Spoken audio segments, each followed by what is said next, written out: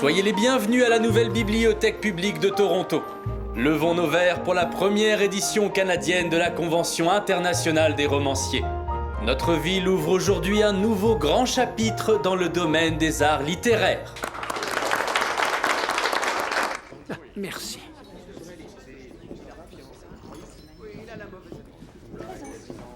Monsieur Kipling, me feriez-vous l'honneur de me donner un autographe?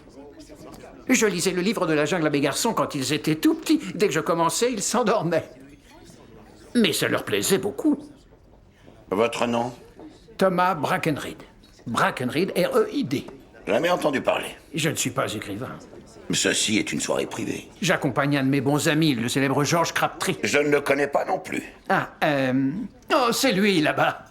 Il a écrit 2 très bons romans. Les titres ne me reviennent plus, mais je vous assure qu'ils sont... Il est pressé. Non, attendez.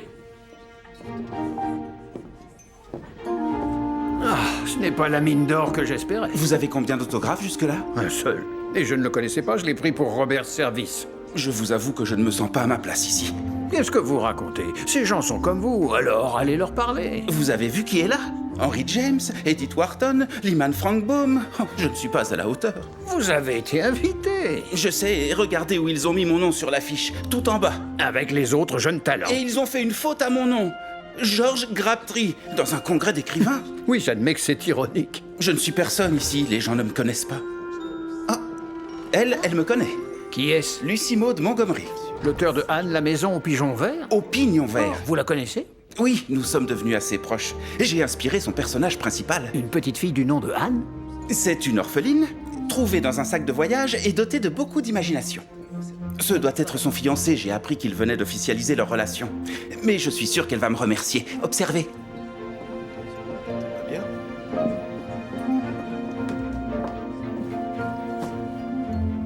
Prenez-en soin, je compte sur vous. Vous avez dû lui faire forte impression. Bon, ça suffit, je rentre. Oh, si vous partez, je pars aussi. De toute manière, cette soirée est d'un ennui mortel. Dans ce cas, buvons donc un verre en chemin. Tenez.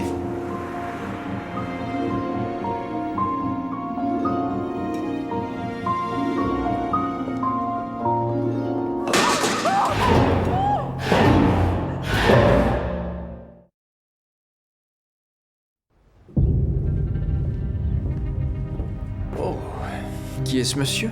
Il s'appelle Alfred Pope. C'était un des écrivains présents à l'Assemblée hier soir. C'est l'homme que j'ai pris pour Robert Service. On aurait dû rester plus longtemps. Vous vous êtes parlé, vous et cet homme? Oui, vers 9h30. Il avait l'air d'aller bien. J'ai dû avoir son dernier autographe. Ça lui donne plus de valeur? Quelles sont vos observations? Un seul coup de couteau directement porté au cœur. Je dirais qu'il est mort depuis plusieurs heures. Qui a trouvé le corps? La femme de ménage. Elle l'a trouvé ce matin. Apparemment, les festivités ont duré jusqu'à l'aube. Quelqu'un cherche à transmettre un message. Visiblement. Ces pages proviennent d'un livre. J'ai trouvé plusieurs livres éparpillés dans la pièce, monsieur, mais ils avaient toutes leurs pages. J'ai l'impression qu'il y a une écriture manuscrite sur une des pages. De l'encre rouge, probablement. Si on voulait que ce soit lu, ce n'est pas le meilleur choix. Bien, Georges, dès que Madame Hart en aura terminé avec l'arme du crime et avec ses pages, apportez-les à mon bureau, s'il vous plaît. Il va falloir que nous interrogions les invités afin de retracer les dernières heures de Monsieur Pope. Je m'en occupe.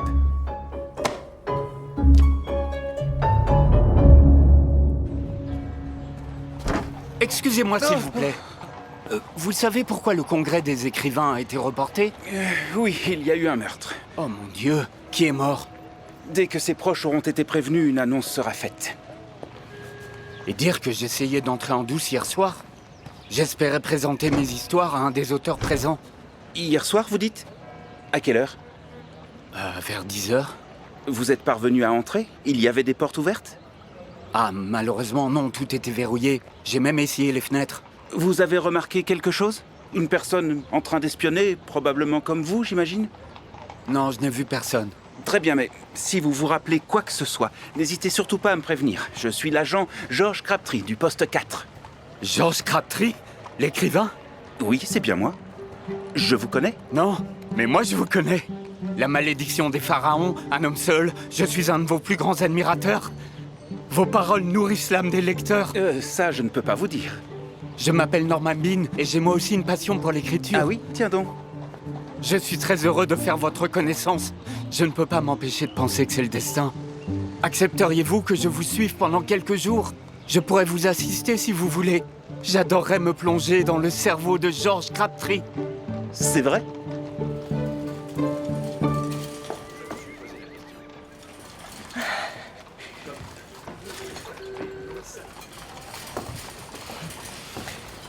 Excusez-moi, cette place est-elle prise? Je suppose que non.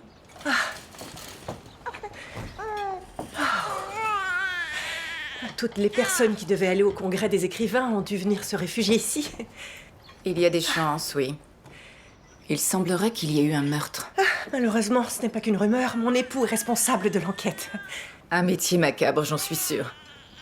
J'étais le médecin légiste de Toronto, c'est là qu'on s'est connus. Oh, quelle horreur! Et paradoxalement, c'est fascinant. Ça vous manque? Oh, je mentirais si je disais que non, mais la vie offre parfois de plus belles aventures. C'est un point de vue. Je ne suis pas partie à cause de mon enfant, si c'est ce que vous pensez. La moitié de nos problèmes vient du fait qu'on prétend qu'il n'y en a pas. Vous savez, j'ai un enfant et je suis toujours très active dans le domaine médical. Edith Wharton n'apprécierait pas qu'on détourne ses propos comme vous le faites. Pardonnez-moi. J'ai la mauvaise habitude de dépasser les limites. Oui, je vois. Dans ce cas, nous avons ça en commun. Si je me présente, vous voudrez peut-être m'excuser? Je m'appelle Edith Wharton. Oh mais oui, c'est vous! Ma conférence a été repoussée. J'ai quelques heures devant moi. Pourriez-vous me dire ce qui doit absolument être vu dans cette ville? Monsieur Kipling, vous vous souvenez de moi? Je mène une enquête de police cette fois. Est-ce que vous connaissiez Alfred Pope? Ah, je suis au courant. C'est terrible. On m'a dit que vous étiez un des derniers à être parti. Lui avez-vous parlé pendant cette soirée? Je vais vous dire ce que je sais, mais avant, vous allez m'offrir un cocktail, même si j'imagine que vous n'y connaissez pas grand-chose. Demandez toujours. Un pisco sour. Pisco, jus de citron, sirop de canne, amer et blanc d'œuf. Très impressionnant. Et saviez-vous aussi que c'était la boisson préférée de ce fichu bâtard anti-impérialiste de Mark Twain? Mais malgré tout, qu'il repose en paix. Qui m'a donné la recette, à votre avis? Venez trinquer avec moi.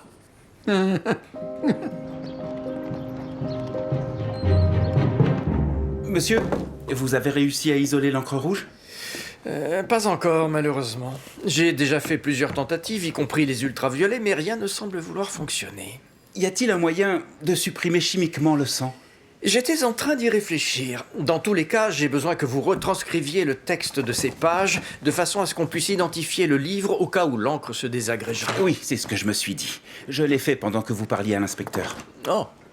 J'ai également besoin que vous trouviez la femme d'Alfred Pope. Faites-lui savoir que je dois lui parler. C'est fait, monsieur. Et elle est disponible cet après-midi. Très bien, Georges, dans ce cas, vous pourriez, vous et l'inspecteur, vous pourriez établir une liste des personnes avec qui il a parlé avant d'être tué. Dites-moi, Georges, je connais votre efficacité, mais comment avez-vous pu faire tout ça? Monsieur, votre thé. Oh, Norman. Mettez-y encore un sucre. Oui, monsieur. J'ai pris un assistant. L'adresse de Madame Pope, s'il vous plaît. Oui, tout de suite. 480 km en 20 jours à travers des tempêtes de sable sous un soleil de plomb. Nos rations diminuées, mais une fois à Kandahar, je vous assure qu'Ayoub Khan et ses couards de lanciers ont mordu la poussière. Prenez le fardeau de l'homme blanc. Envoyez le meilleur de votre descendance. Promettez tous vos fils à l'exil pour servir les besoins de vos prisonniers. C'est un plaisir de trinquer avec un fils de l'Empire. Ah, merci. Et j'apprécie votre respect pour la loi et l'ordre. Je garderai une oreille attentive. Je ne sais pas qui a tué Pope, mais il doit être mis hors d'état de nuire. Je n'entendais que du bien de lui. Tout le monde l'aimait, qu'il soit en paix auprès de Dieu. Ah. Vous avez apporté votre carnet. Ah, faites comme si vous ne l'aviez pas vu. Et si je faisais comme si je l'avais vu et que maintenant je vous le signais? Je crois me rappeler que c'est ce que vous vouliez. Vous accepteriez? Oh, je ferais même bien mieux que ça. Je me suis replongé dans une série d'essais sur les batailles navales que je rassemble pour un prochain recueil et il se pourrait que j'ai besoin des conseils d'un vétéran tel que vous, inspecteur. J'en serais très honoré, monsieur Kipling. Appelez-moi Rudyard. Rudyard.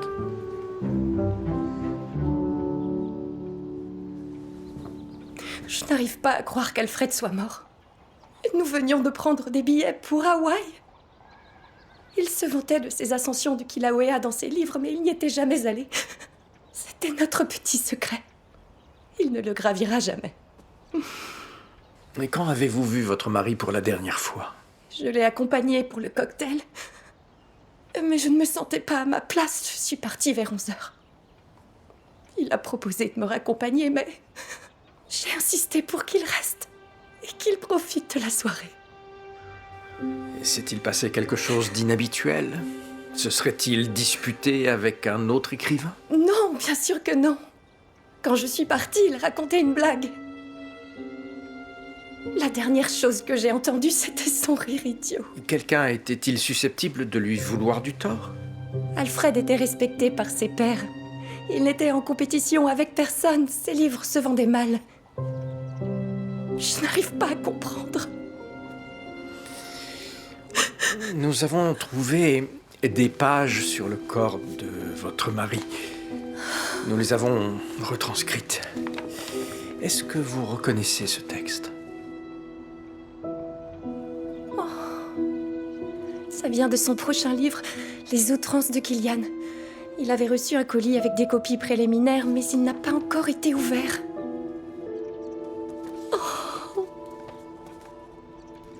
C'est une attaque à peine cachée contre la communauté littéraire.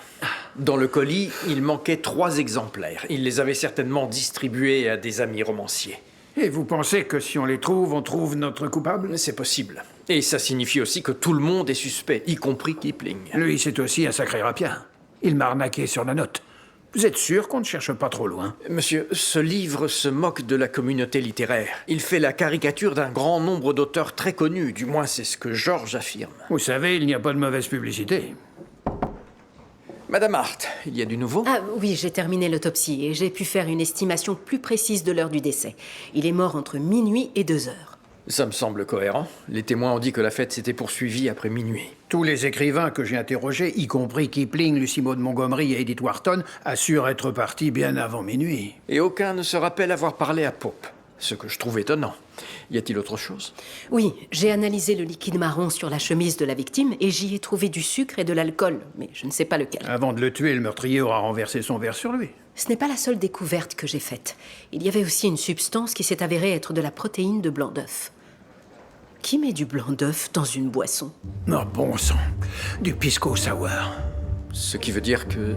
Que nous allons devoir en parler à un ami.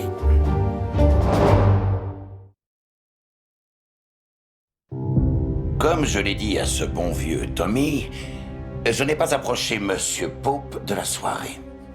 Dans ce cas, expliquez-moi pourquoi il y avait du pisco sour sur sa chemise.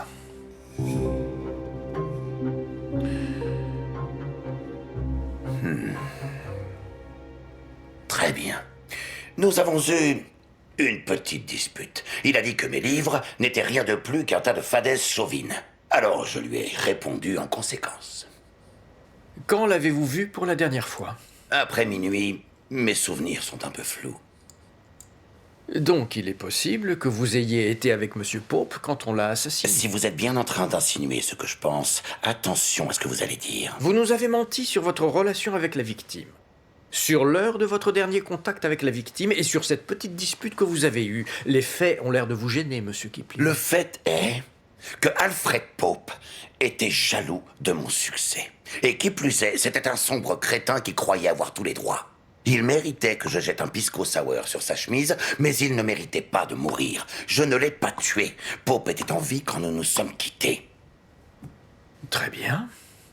Pouvez-vous me dire si vous l'avez vu avec quelqu'un d'autre avant de partir? Oui, inspecteur, bien sûr, je peux vous le dire. Il était dans la salle des livres rares, et il comptait fleurette à une certaine Lucy Maud Montgomery.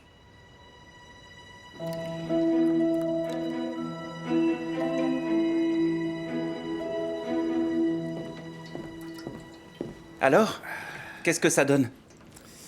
C'est comme si l'encre et le sang avaient fusionné. J'ai beau ajuster mon bain de peroxyde d'hydrogène, je n'arrive pas à faire disparaître l'un sans effacer l'autre. Je suppose que ça ferait un excellent détachant. Vous m'avez demandé? Oui.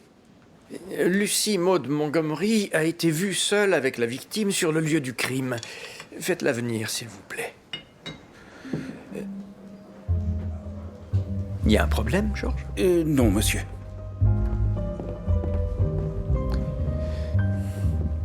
Trois sucres cette fois. Ah, Norman, merci, je vous le revaudrai.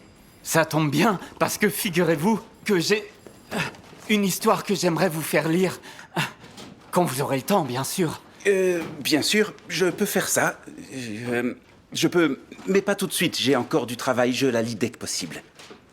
Merci, monsieur. Je vous en prie.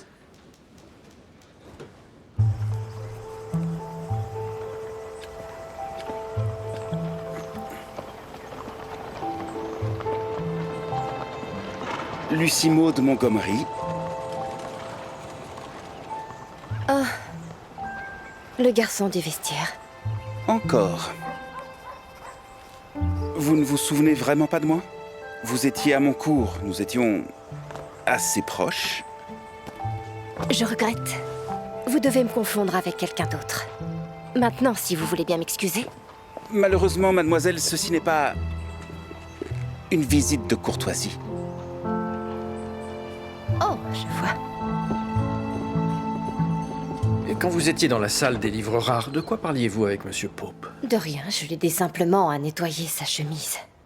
Monsieur Kipling a insinué que monsieur Pope aurait été très entreprenant. Vous ne devriez surtout pas prendre au sérieux ce que... Monsieur Kipling a tort.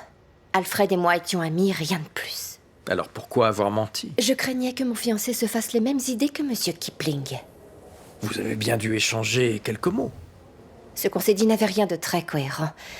Alfred avait beaucoup bu. Aurait-il évoqué un problème ou une quelconque menace? Non. Alfred pouvait être assez piquant, mais c'était quelqu'un de très respecté. L'écrivain auquel on aurait tous aimé ressembler. Il a vécu un poète et il est mort en poète. Il n'aurait imaginé de fin plus savoureuse s'il l'avait écrite lui-même. Je ne vois pas ce que cette fin a de savoureux. On l'a poignardé. Et vous êtes une des dernières personnes à l'avoir vu en vie. Non, écoutez, inspecteur, je vous promets qu'Alfred allait très bien lorsque je l'ai quitté. Qui était encore présent quand vous êtes parti?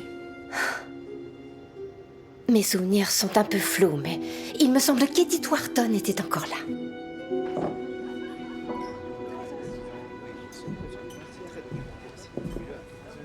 Sans rancune, Rudyard? Vous ne faisiez que votre travail. Où en est votre livre? Ces essais sur les batailles navales? Ça avance. Je crois que j'ai trouvé une phrase d'amorce. Et ça m'est venu peu de temps après être sorti de votre interrogatoire. Oh, tiens donc. Oui. Est-ce que je pourrais avoir votre carnet? Je voudrais la noter pendant que j'y pense. Bien sûr. Merci. Ah. Oh, une minute. Ah. Oui, ça y est. Oui, ça y est, je me rappelle. Voilà.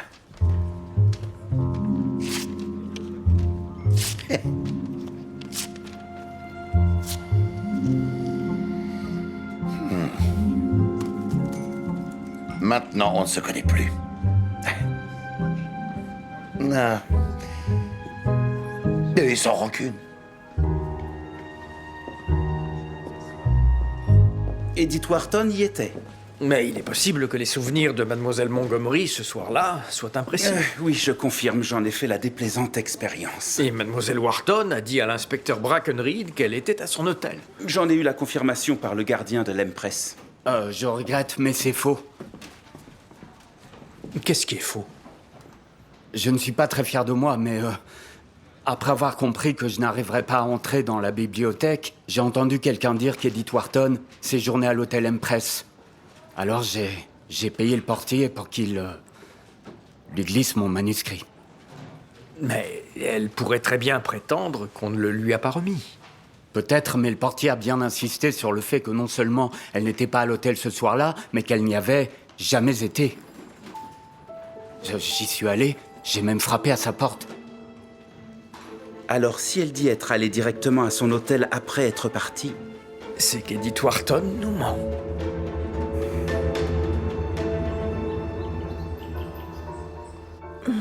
J'adorerais retourner en France. Ça fait tellement longtemps. Que les gens veuillent vivre en Amérique, ça me dépasse. Je comprends qu'on vienne visiter, mais l'Europe, c'est tout de même autre chose. William! Oh, William! Mon ami et moi avons bu quelques verres. Oui, je vois ça. Elle a hâte de te rencontrer, tu ne devineras jamais qui c'est. Je pense que si. Tu m'as laissé un message au poste pour me dire qu'elle était là. Enchantée. Julia parle de vous de façon très élogieuse. A-t-elle aussi dit que je devais vous conduire au poste et vous interroger? Quoi? William, qu'est-ce que tu racontes? Tu me mets mal à l'aise devant mon ami. Elle est peut-être ton amie, mais elle est aussi soupçonnée de meurtre.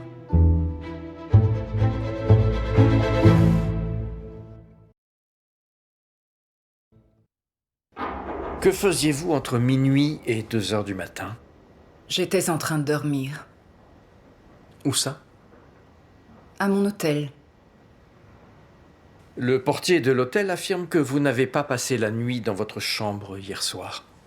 Où étiez-vous en réalité? Tout peut être réglé maintenant, Madame Wharton. Dites-nous où vous étiez. Je préfère parler à mon avocat. Très bien. Si vous ne voulez pas nous parler, je connais un endroit douillet où vous pourrez attendre. Vous avez mis Edith Wharton en cellule. On lui donne l'occasion de réfléchir. Quand elle sortira, elle sera peut-être plus encline à nous parler. Et toi, tu es d'accord? Elle a menti sur son alibi. Elle avait peut-être une bonne raison. C'est la dernière personne à avoir été vue en compagnie de la victime. Oui, par une femme qui avait bu quelques verres de trop. Julia, elle refuse de répondre à nos questions. Qu'est-ce qu'on peut faire d'autre? Elle est têtue comme une mule. On fait tout ce qu'on peut. Non, pas tout à fait.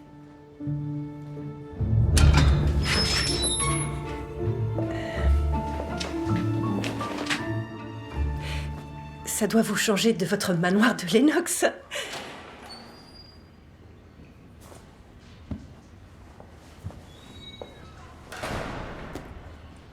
Edith, je tiens à vous garantir que tout ce que vous me direz restera entre vous et moi. Comment pourrais-je vous faire confiance? Vous faites pratiquement partie de ce poste. Parce que je suis une femme. Et même si c'est récent, parce que je suis votre amie. Vous avez menti sur votre alibi. C'est une curieuse décision. Il faut que vous preniez cette enquête très au sérieux. Je n'avais pas le choix.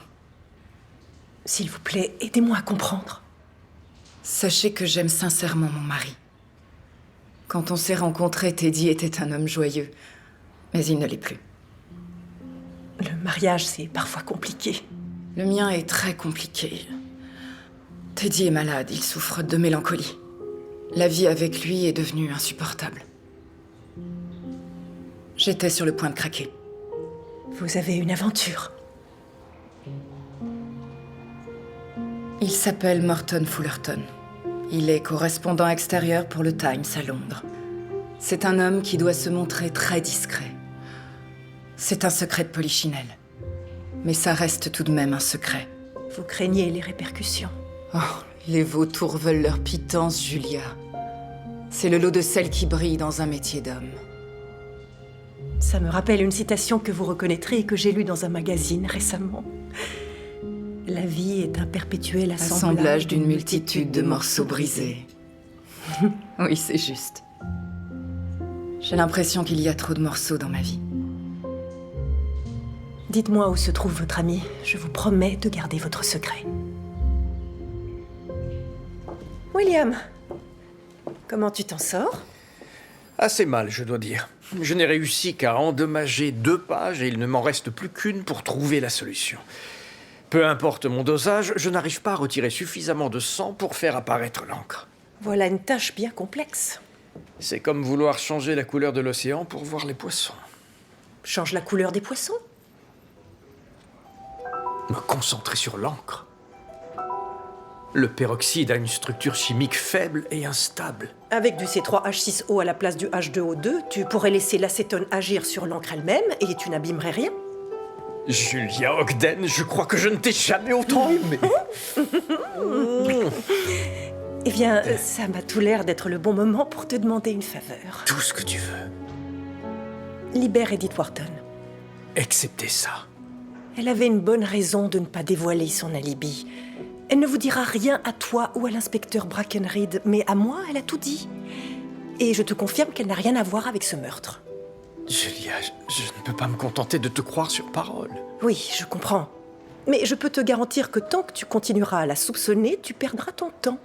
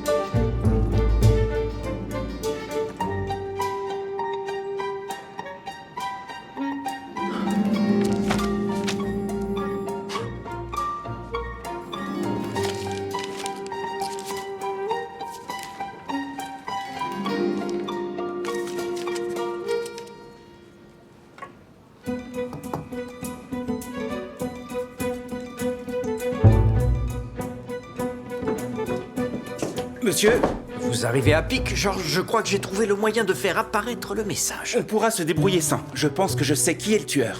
Regardez ça. Alcool, citron, et il y a même une trace de blanc d'œuf. Sentez-le. Attendez. Pisco Sour.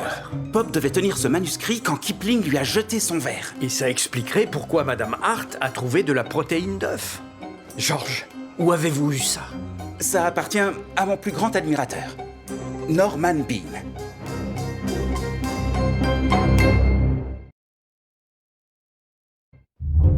J'ai croisé Alfred Pope un peu avant cette soirée.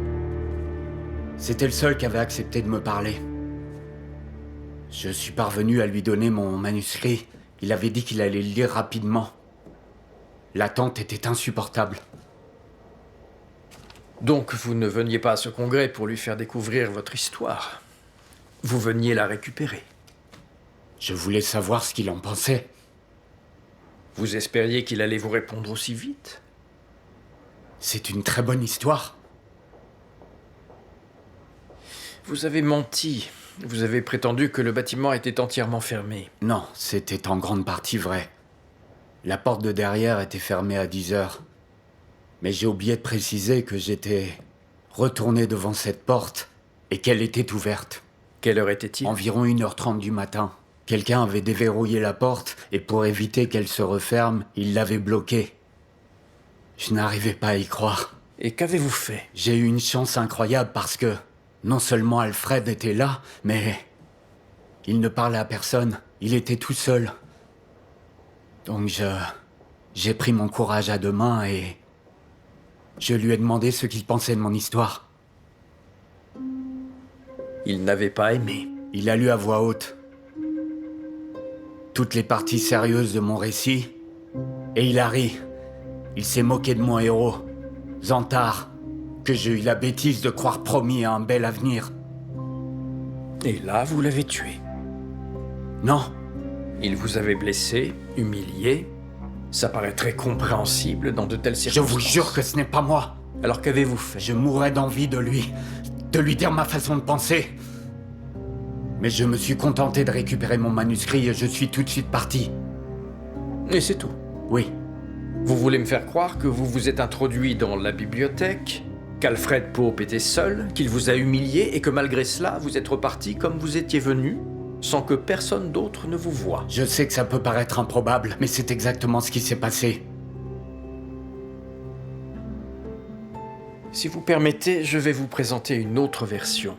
Dans celle-ci, un homme est venu flatter et manipuler mon meilleur agent dans le but de suivre l'évolution de l'affaire, parce que dans un accès de fureur, il a poignardé un homme. Non? Je regrette, Monsieur Bean, mais toutes les preuves semblent indiquer que vous êtes coupable de ce meurtre. Alors ça y est, on le tient. Ce petit malin s'est bien moqué de vous. Et je n'ai absolument rien vu. Pour moi, il n'avait rien d'un meurtrier, c'était même quelqu'un de très bien. La flatterie est une arme puissante dans l'arsenal du diable.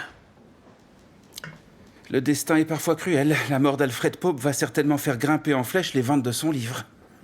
Monsieur Pope va connaître le succès qui lui a été refusé de son vivant. J'ai l'impression que ce n'est pas qu'un coup du destin.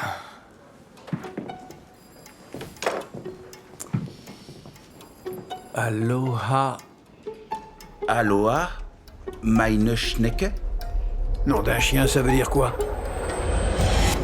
Nous venions de prendre des billets pour Hawaï.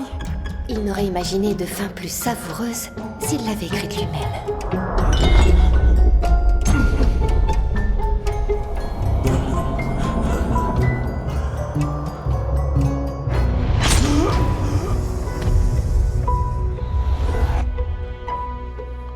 Ça veut dire que Monsieur Pope n'a pas lésiné pour assurer sa notoriété.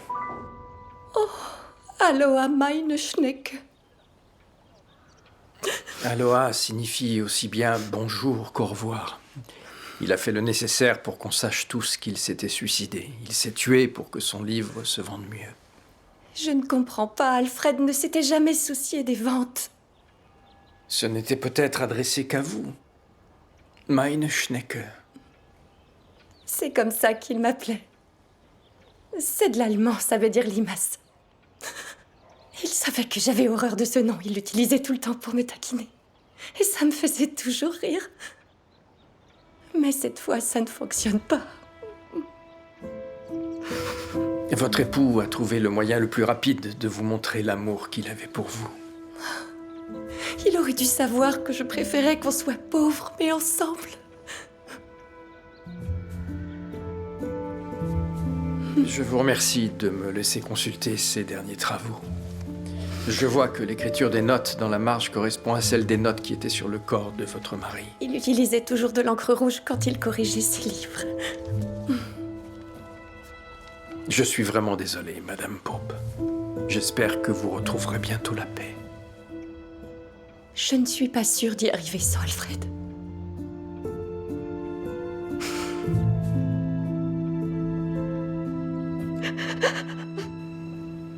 Gardez la monnaie. Merci. C'est agréable que les clients paient leurs notes. Ce n'est pas le cas de tout le monde. Ah. Tenez. Merci. Si tu vas dans la foule sans orgueil à tout rompre, ou fraye avec les rois sans te croire un héros, si l'ami ni l'ennemi ne peuvent te corrompre, si tout homme compte pour toi, mais nul par trop, si tu sais bien remplir chaque minute implacable de 60 secondes de chemins accomplis, à toi sera la terre et son bien délectable. Et bien mieux, tu seras un homme, mon fils.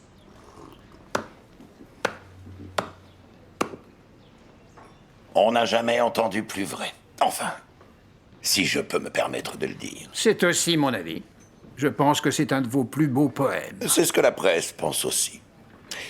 Et si vous avez appris mon nouveau poème par cœur pour m'implorer de consentir à vous redonner un autographe, figurez-vous que ça fonctionne. Je n'implore pas. Je suis venu vous dire que l'homme vertueux que vous décrivez dans ce poème n'est pas l'homme qui est assis devant moi. Un autographe du barman aurait bien plus de valeur à mes yeux que le vôtre. Au fait, j'ai réglé votre ardoise, les prochains vers, vous les paierez. Un homme digne de ce nom paie ce qu'il doit.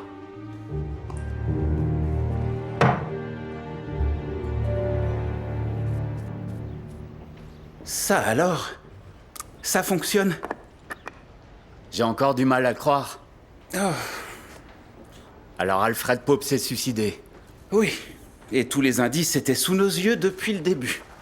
Je dois dire que jamais je ne me serais attendu à un tel revirement. Ce qui prouve que je serais un policier épouvantable. Et je serais tout aussi mauvais romancier. Je regrette sur ce point, je n'en suis pas aussi sûr. J'ai lu votre manuscrit, Norman. Il y a de l'action, de l'émotion, du courage. J'ai trouvé cette histoire remarquable. Vous vous moquez de moi? Pas du tout. Je n'y changerai pas un mot. Je crois néanmoins que vous devriez trouver un pseudonyme. Quelque chose d'un peu plus percutant que Norman Bean. Norman Bean est un pseudonyme, monsieur. Je ne voulais pas risquer d'embarrasser ma famille dans le cas où le livre aurait été un échec. Mais alors, comment vous appelez-vous? Burroughs. Je m'appelle Ed Burroughs. Ed Burroughs, c'est pas mal, mais il en manque encore un peu. En fait, mon nom complet, c'est Edgar Rice Burroughs.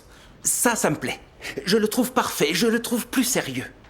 Et je crois aussi que vous devriez changer le nom de votre héros. Quand je lis Antar, je pense à un magicien. J'avais aussi pensé à Tubladzan. Non, on dirait le nom d'une créature venue de l'espace. Il a une force surhumaine, mais ce n'est pas ce qui convient au singe homme. Vous l'appelleriez comment? Je crois que j'intervertirais. L'homme singe? Non, Xantar, c'est ça que j'intervertirais. Tarzan. Oui. En fait, je pensais à Zartan, mais... Tarzan, c'est bon. Tarzan, l'homme singe. Ah oui, ça me plaît beaucoup. Venez, je vous offre une pinte. Je vous dois au moins ça. Je vais profiter de votre sagesse. Oh, je pense que c'est moi qui vais profiter de la vôtre, monsieur. Murdoch, s'il vous plaît. Est-ce que vous auriez encore cet adhésif? Ça pourrait m'être utile, je voudrais recoller ces morceaux.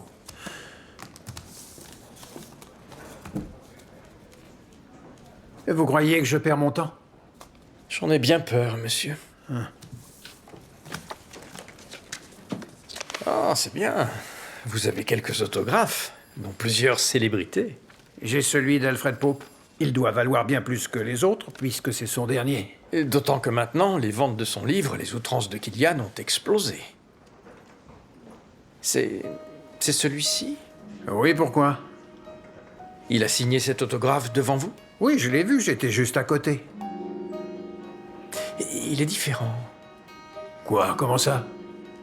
Le A du Aloha dans le message d'adieu d'Alfred à sa femme a été écrit par quelqu'un d'autre. C'est impossible.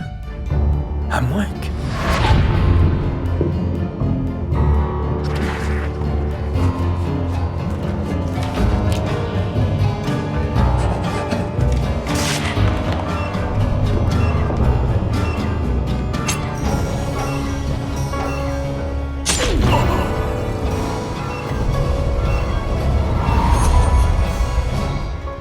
Elle l'a tué.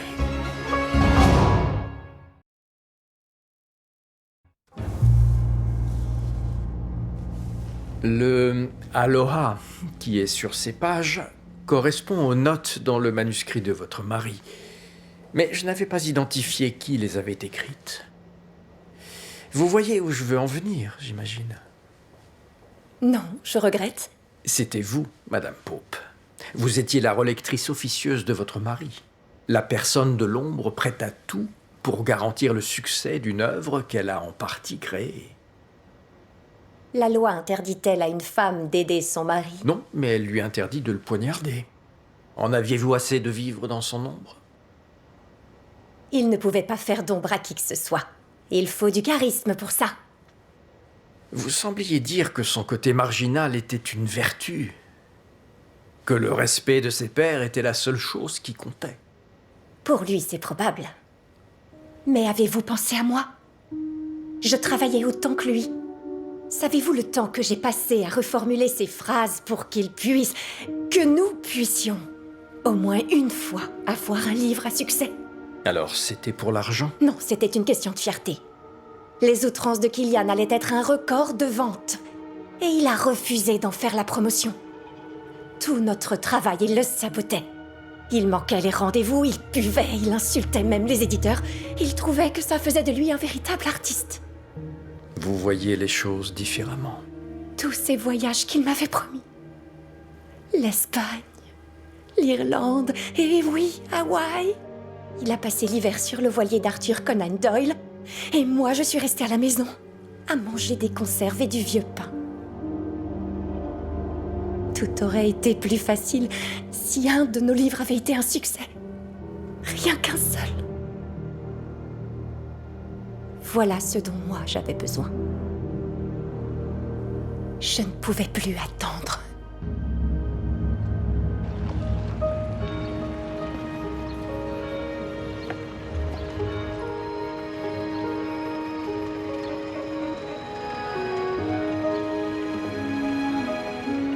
Un homme est bien plus dangereux lorsqu'il est brisé, car il n'a plus rien qu'on pourrait lui prendre. Vous avez lu mon livre? Bien sûr que je l'ai lu, espèce d'idiot. 2 fois. Et il est très bon, Georges. J'avais fini par croire que vous m'aviez oublié. Vous êtes séduisant, mais pas très malin. Vous n'avez pas vu les signes que je lançais? J'étais venue avec mon fiancé, Ewen. Ah. Il est pasteur. Il n'est guère à l'aise à l'idée de rencontrer mes précédents prétendants. Je ne voulais pas qu'il soit au courant de ça. Je pense à vous, Georges, souvent. Moi aussi, je pense à vous. J'ai appris que vous étiez marié. En effet. Elle s'appelle Effie, elle vous plairait. Ewen vous plairait aussi. Peut-être qu'un jour, nous nous retrouverons tous ensemble.